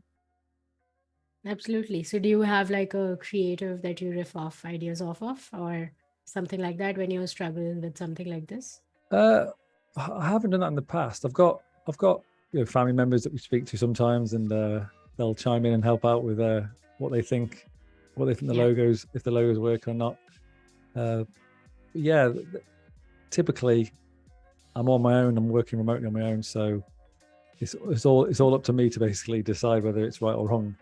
But maybe I should probably take my own advice sometimes and maybe jump into a forum or something and get people's opinion. It'd be good. I'd love to be probably more linked up with more designers online, definitely. Yeah, for sure. So we're just looking. Great question, Clever, by the way. Yeah, I really appreciate everyone being joining us in the chat and sticking around for this. Absolutely. Anyone from the UK as well? It's late, so really appreciate it. Oh yeah, it is late. It's about 9:30. Yeah, come to 9:30 now. Yeah, thank you everyone for joining us. We have a worldwide community here and really appreciate everyone joining at like odd hours of the day at night. But I love that we have a platform here where we can talk freely about our struggles, our successes and failures, and what we've learned from them, and how, and at the same time even show how you do things. So I love that. Yeah, absolutely. Yeah, learn off each other. It's the best. Yeah. Stuart is also in the UK, and Stuart says plenty of us about. Appreciate you, Stuart. Really do. Yeah, for sure. Thanks for being here, everyone. And Stephen, I think is that Stephen? I think I know Stephen. Stephen Bryant in the chat. Yeah, that's Stephen. No, I really appreciate Stephen sticking around. He's Love it. always gives my work the thumbs up on LinkedIn, and says how well I'm doing, encouraging my work. So yeah, everyone should check out Stephen actually on LinkedIn. Absolutely. He has his own children's books, he does animations. He's a great designer. So yeah, definitely check him out check out his work For and sure. on LinkedIn, if you can maybe fire up a link or something later down the line, or if people want to reach out to me and say where's Stephen's stuff, I don't mind passing it that way.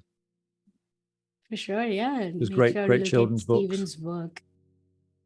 Yeah, if you're in the chat on Behance, you can actually click on Steven's icon in the chat and take a look at their Oh, work. perfect. That's great. Love it. Shout out to Steven. So where are you based in UK? In Shropshire, about 30 minutes from Birmingham. So nowhere near Birmingham, but I'm in a little town in Shropshire. Lots of countryside around here. Do you think your location contributes to finding clients, or how do you maneuver that? No, all of my content that I put out is really got me to where I've got with the clients I work with. Clients all over the world, clients in different countries. Lots in the UK, obviously, because I'm in the UK time and people can see I'm UK, and a lot of people do like that trusted element that for them, they might think, okay, it's a guy in our time zone, he's in the UK, he's far, he's accessible, that's great. So I found a lot of strength, obviously, being from the UK and getting UK clients, but I've had clients in Australia, I've had clients in America. So with the internet now, it's just, it's insane, really. There's just, there's no limit. Love that. So how would you say clients find you, or you find clients? How does that work out in your process? Yeah, so that has been through my content, literally through my content. Yeah. Early stage, as I said, reaching out to people that I knew before. I had some really great people from my past jobs that were kind enough to refer me. And say, Tommy, look, I know you're freelance now. Let's start with some flyer work, banner work. And that kickstarted the process. Now I used to reach out on LinkedIn to different companies. From the fitness industry, I started to reach out to other companies in the fitness sector, and then say, look, I'm self-employed now. I've worked in your industry already. Is there any opportunity to do more of that stuff? Because that's where I want to work. And then that got me contracts on retainer contracts. Working for businesses, supporting them on generalist work, generalist design work. Anything they want, I'll get my hands to it and get stuck in. And over time now, from putting my content and formulating my direction, I'm allowed to get businesses to say, look, okay, we like what Tom's doing with the brand work. And each project is building my portfolio, allowing people to see my process, get to know me. And that's how I've kind of leaned into this branding side of things. Very cool. So just looking at these typography here. So I have to be careful, because I think some could appear to be maybe conflict with the mark, because the mark's doing so much itself. It's got lots of energy about it. It is propelling itself forward. You could probably think, oh, let's use some metallic fonts moving forward. But for me, I think that there's legibility issues when your font's italic and it's moving forward. As much as that represents speed, I think we want the mark to speak for itself. And I'd rather a font that's clean. Is this font a bit? You have to ask yourself these questions. Maybe this is due to its shape. It's a bit more space age. It's a bit more alien. Are some of them too complacent? Is that S a good representation of the business in terms of how it interacts with that mark? The rise of text, I quite like that second one. There's something interesting about that. I think these three. Very cool. So do you actually end up showing any of the font choices to the clients as well? No, this will obviously be just formulate that one identity system. So once I've decided what is going to work with the mark, that's obviously part of the system itself, and it's in those beautiful mock-ups. It's in the work that I present. Love it. Steven says your progress has been amazing to watch. Tom really appreciating your work in his timeline. Inspirational stuff. I appreciate it. Cheers, Steven. Thanks for sticking around. Yeah. Extend the artboard. No artboard size is wrong. The bigger the better. They go quite crazy by the end of the process. Yeah. It's just one big artboard. Yeah. So what I'd like to do is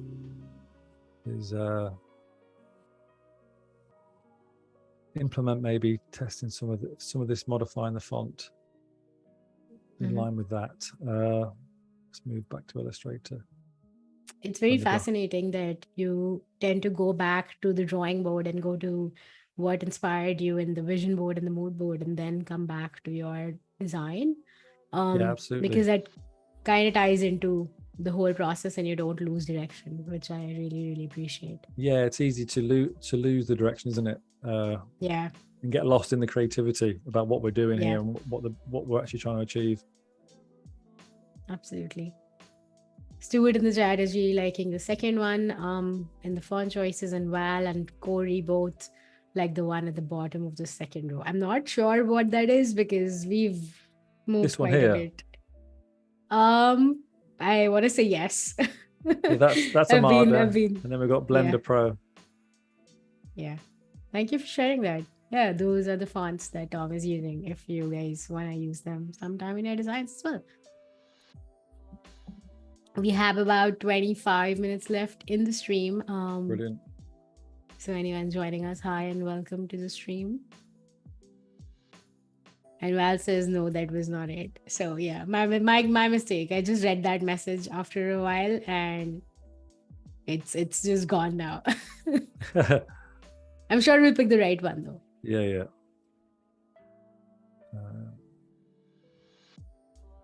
Another thing to look at as well, I've just had a thought then, is with the direct selection tool, these little anchors start to come up here, and if you start to click on one corner, you have a little marker appear there, so you have real control then to take your shape and start to manipulate it in different ways. So you can go down to here, start to curve that corner. What we need to do is remove this anchor here. Any unwanted anchor points, if you can just get rid of those as well. Keep it structured to the clean lines, top corner. So go back to the direct selection tool. We can curve down these shapes, which, hang on a second, which can also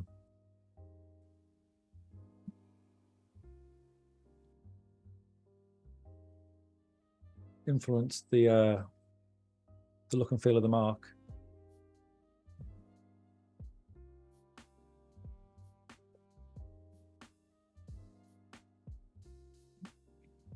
I love that. Also, have we saved yet? Have we saved the file? Yes, I've saved. Yes. Okay. Yeah. Okay. Cool. That makes sense. Yes, that's quite interesting. Actually, moving those anchors that is created. Sorry about that. Created that corner arch, which for me, in some ways, looks like that's a knee now, almost appearing up there, and almost maybe a clearer. Not clearer, but maybe it's an R shape even more. Okay, that's interesting. This is probably the point of, any point in the exploration stage, it's never over really. There's always opportunities to keep looking at it. There's a longer process when you're working with a client. You come back for weeks, but in the moment when you're moving shapes and working with the corners, anything can happen like that, where you've put that arch on the front of it and you go to yourself, okay, well, I wasn't expecting to do that. It wasn't part of the plan, but let's look at it. Let's question whether this could be a viable direction as well. Yeah. I'd be interested. I love that. Just changing the anchor point over there completely changed how the logo mark looks. I'd be interested to see if people prefer the top or the bottom. Let us know on the chat. If they're preferring this shape, ignoring the fonts at this point, just focusing on the mark. If they prefer the top one or the bottom one. Yeah, let us know, chat. Is it poll time? No, it's not. I'm kidding. Stuart says bending knee or stretched leg, etc. Yeah, to the point that you were talking about earlier. Say again, sorry. it kind of looks like a bending knee or a Yes, stretched yeah. leg So situation. Yeah. taking that step forward, which Yeah. is, initially the approach that I was thinking with the Yeah. mark, that momentum moving forward. Yeah. So even that further down the process, that could be an option. If we just take that a second, let's just quickly take a side note, scale this up. Love that. Chat really loves bottom. Val says, I love the bottom, but the top looks better with the fonts. Steven likes the top one as well. Stuart also has an inclination towards the top one because it looks like it has a modern element. I think everyone really loves the top one with the rounded. Oh, okay, that's interesting. That is interesting. Yeah. I wasn't Yeah. expecting chat to like the top one more. No, to be honest, if I zoom out as well for myself, it almost Yeah. feels Zooming like out that looks like a there's person. something clear about it. There's something clear about the shape of the R, the kind of Yeah. leaping forward, the knee, if we call it that, and Yeah. there's something nice about that curve. I suppose marries up nice with that font there. I think that's what's happening there is you're creating that synergy between that curve there, but still the dynamic lines where this may be a bit sharp. So Yeah, again, I'm it creates, curious to see how the same font pairs up with the like the original sharper edges. this typography down here. Sorry. Yeah, how the sans serif on the top one pairs up with the logo mark on the bottom one. Yes, that's it. Sorry, let's have a look. That'd be interesting to see. Yeah.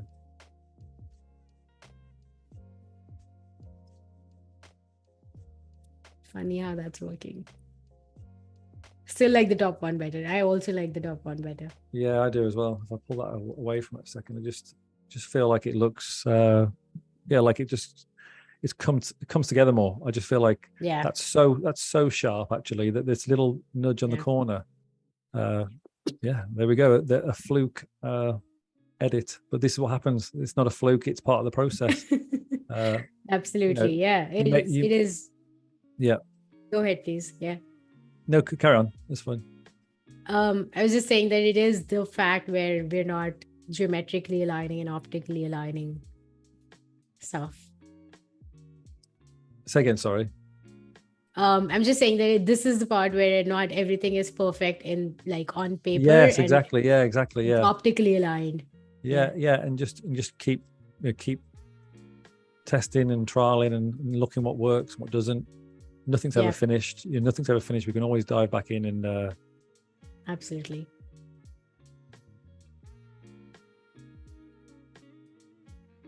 Eduardo in the chat also says great contrast between the sharp angles and the curve.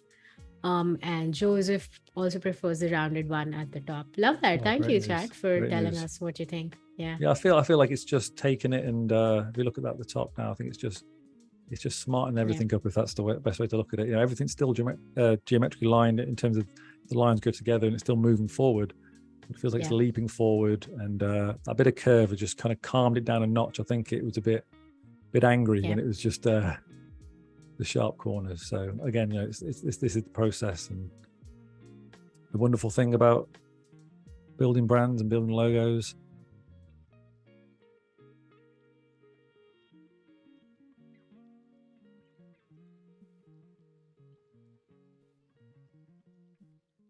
So this is something I do with a lot of the client work. Again, it has to cater for this type of brand.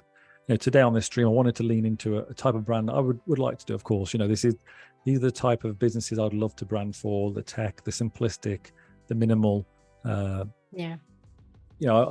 This is why I try to work with brands like that, because it's the type of stuff I like to do. But this font here, much like when we created the mark, again, I feel like things to modify it can create a better relationship with the symbol. So we've got just a font. There's a fine line between, okay, how much do we modify this font now so it's not legible and it's too creative that it distracts from the mark? But how can we create a bit of character so it brings in, feels part of the same family? So what I like to do is just roughly mock out popping out elements of the text, taking away as much as we can to see what we can get away with before we start losing the legibility of the words. But actually, can we talk about what the brand is a little bit more again for people who are just joining us or may have missed like the first part of the stream? Yeah, so the brand, what the brand's about that we're working for. Yeah, so this brand Riser, they're a tech company from the roots, but obviously they created this tech, which is a platform for people that are focused on reaching their goals. So much like educational platforms like Skillshare and that, this one is about motivating and inspiring individuals to come online through the app, through the website, through the community of people and say, this is my goal, this is my routine. And this app will then feed them through the content they need to reach that goal. So it's Riser for the people that want to rise in the morning to reach their goal, to aspire to be better. So you could go in there and type in, now I'm looking to learn this language, and this will feed in this type of content to you in bite sizes that are possible for you to digest to reach that goal. So instead of just an educational platform, look at that space. When I was formulating the brief, obviously it's a fictional brief, it's looking at, okay, what can we do different in that space? How can we bring a bit of lifestyle, like a sports brand-esque attractive brand to that kind of normal traditional educational side, really flip it on its head, and let's focus on something that's focused on the goal, reaching your goal, and inspiring people to get on this app and ultimately get the results they need. Love that. Yeah, thank you for telling us again. We have a couple of questions in chat that I'm going to get to really quickly. Joseph in the chat is wondering if you find your one sec. So do you ever bring your fitness design background into the more corporate clients you get, and does that help you make them a little bit more edgy? I wouldn't say that job obviously didn't involve as much branding as I've learned in my later years. It was more day-to-day stuff, but certainly if I can work in that performance, fitness, goal motivated, inspirational for myself, being selfish, it's interesting. But I suppose those qualities can help those let's say maybe more mundane services or products stand out better, and it brings some life to it. Much like Velox, it's a server company, but we managed to make it really exciting. People wanted a place people could really have their data secure, but have a brand that, okay, this is way different to what we normally see in the data space. It's normally maybe sometimes more clinical than more serious, where this is a bit more exciting, using that color, the pink colors. So certainly maybe it has affected it, but I think for me, that's what good branding should be. It should ultimately disrupt that space slightly, not to the point where it alienates people and they don't want to be a part of it, but certainly, do something different. Nice. Would you like any recommendations from chat? There is one that I see from Stuart.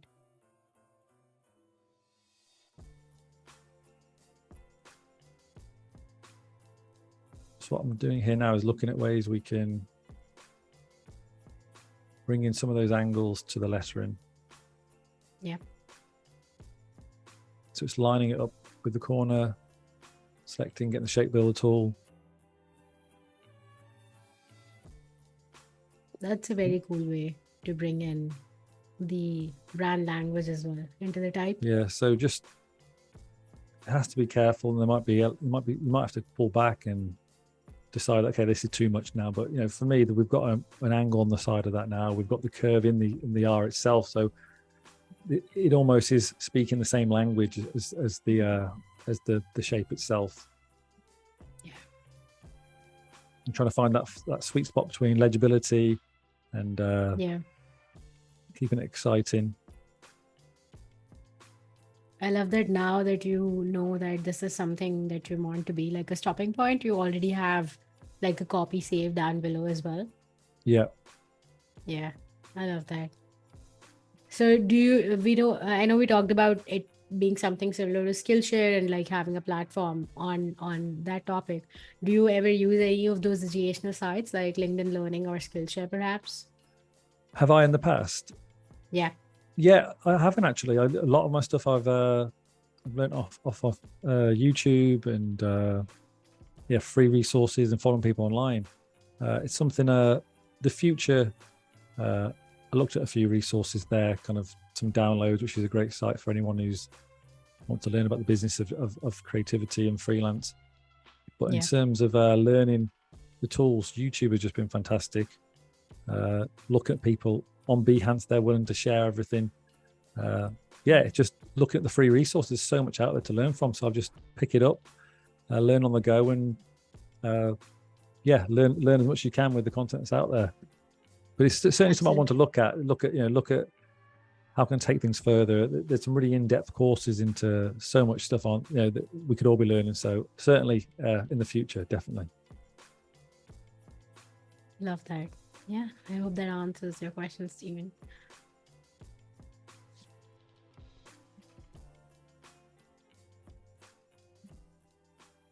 We're in the last about 13 minutes, 12 minutes of the stream. We're running out of time here, but no, I think we're doing great. We're doing all right. We covered so much. Yeah, we covered so much about the research process, the sketching process, all the phases.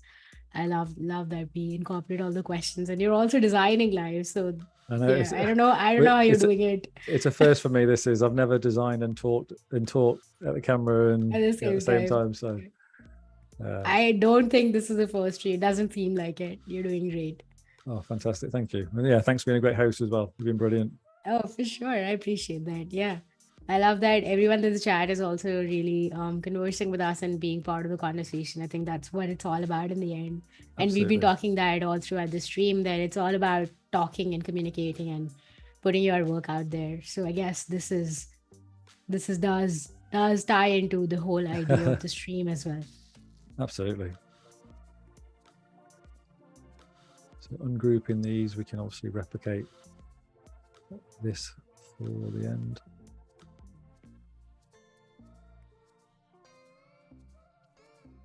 Okay, let's just move this to one side for a second.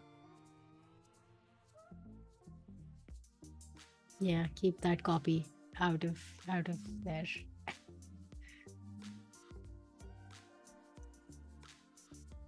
So we need to look. We need to look at refining some final touches.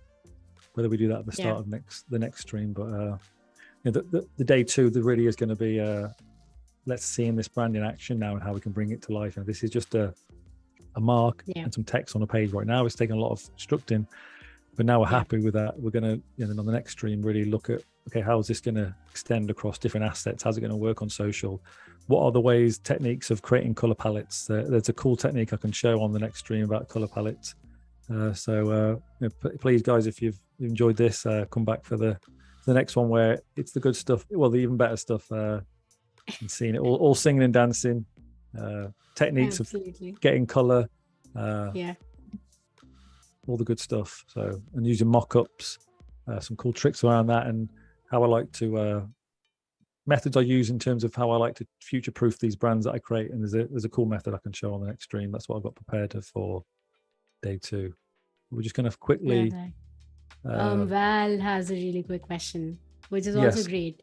What's a gig you've never done before, and that would be a dream job for you? Dream job for me. So dream client, is that?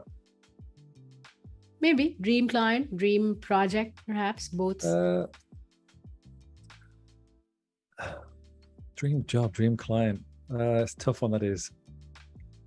It's that is a tough one. Yeah. It's really tough because every it's going to sound really cliche and on the fence, but it's true. But every client's the enjoyable process of creating those brands. So as long as I'm working with a client I want to work with and they're great and I can get the process, I'm happy to rebrand for anything. Any business that wants to rebrand is great.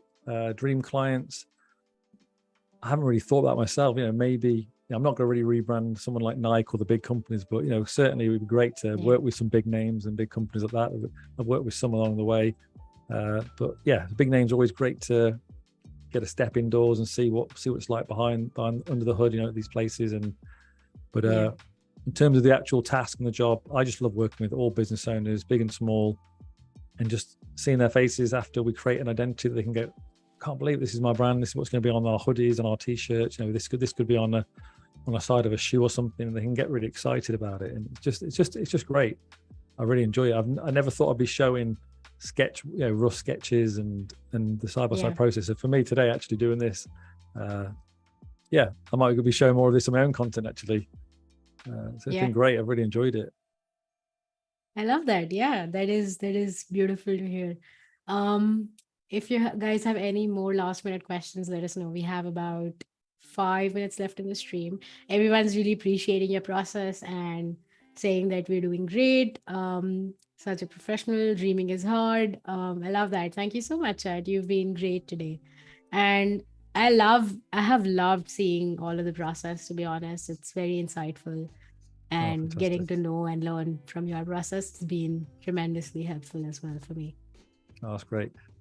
Really appreciate everybody being here, honestly, sticking around and being a part of it and answering the questions. Annika has been fantastic. So I've really enjoyed it. Love that. So what are we doing now? This is just something I always like to do quickly. So we'll just close on this. I know we're coming right up to it. Again, this is again, it always feels like it's every effort I do is just, I'm trying to reach, I'm trying to make sure that in my mind that this is right, because I don't want to go so far and doubt this brand's going to work or not. So what I always like to do is just get an image that from the library that I've already created, building that kind of case study up at the start of what we're going to do for the brand. So it's an image of a guy. He's obviously up early and he's working on his laptop, and I'll do that with any industry I work with.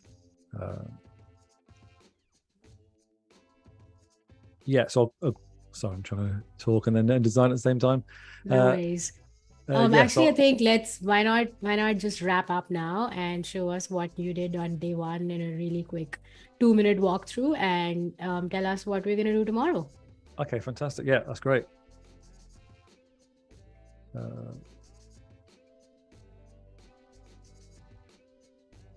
Love that. There's your mock-up already. So just a little bit of so you can kind of start to see the brand coming together and seeing it on different touch points. So to summarize, what did we start with? We looked at the process of understanding the client. It's great to get on that call, understand what their problem is, diving deep into those questions. Those questions are conversation. Always focus on the conversation. Questions are great, but it's actually what you hear from them is where you can get these key nuggets of great information. Using those words and the information you hear to formulate a mental picture of what this brand sounds like, acts like, who it's for, and finding key things that you phrase and saying, okay, well, that's interesting. Maybe that's a play on words or a way we can formulate that into the mark. Keeping in mind the audience, looking at the indirect or direct competitors. What did they like about them? What don't they like? That makes us know where to position ourselves. Getting into those words, sub-words, starting with the main words, going deeper to find those unique ideas, unique pairings, creating a vision board. This is a great way now to take all those thoughts and those words and saying, what does that look like? What does energy look like? What does focus? What does the goal look like? What does it look like to be a person who's up, getting out there and getting their goal? This is then starts to influence those sketches. Be as rough as possible. Don't worry about the quality of the sketch. Look how terrible these are. And then let them just guide you, let your ideas flow through that, and don't be stopped by the perfectionist holds you back. And only then for me and my process is letting the client, so looking at the client's folder and say, okay, this is what they were looking at, what they liked, and that's great to see. Now I've got my idea, and how do we marry those two together? And then we bring all that in the summary. We summarize all that content, keep it front of mind, look at your sketch work. Find one that you feel that once you get down to it with a detailed drawing that you think, okay, this actually means this. Reevaluate it, make sure it's clear, put words around it, annotate around it, scribble on it, and then refine that mark using if you want a geometrically balanced logo, or you're looking at geometry in ways that things can in relationship to each other, use these lines, the outline tool, and then check it inverts, works on black and white. I like to look at a brand pattern and then start to explore fonts and modifying fonts, then closing with just a quick image. Just okay, we like the brand, we like what it's looking. Now we're going to move on to day two, where we can mock these into beautiful assets and see how these how this brand can really work now for the client in the real world. What could this do across social, across products, to reassure them that it's going to be a brand that works. I love that. Thank you so much, Tom, for being with us today for the past couple of hours. This was a lot of work done and truly incredible and insightful to see your process and your workflow. Chad, thank you so much for being with us today. I love that you all were so appreciative of the process and also had so many amazing questions. We will be back tomorrow at 12 p.m. Pacific time for part 2 with Tom from TGS Creates. And you can watch as Tom creates different logo variations, adds color, and creates a variety of mockups that are client ready. We also have the Adobe Fonts show tomorrow at 7 a.m. Pacific time, so make sure to tune into that. But I will say bye for now, Tom, and bye to the chat. Thank you so much for joining us today, and we will be back tomorrow. Thanks for everyone joining us. Bye, Thanks, all. Annika. Fantastic. Brilliant. See you soon. Bye-bye.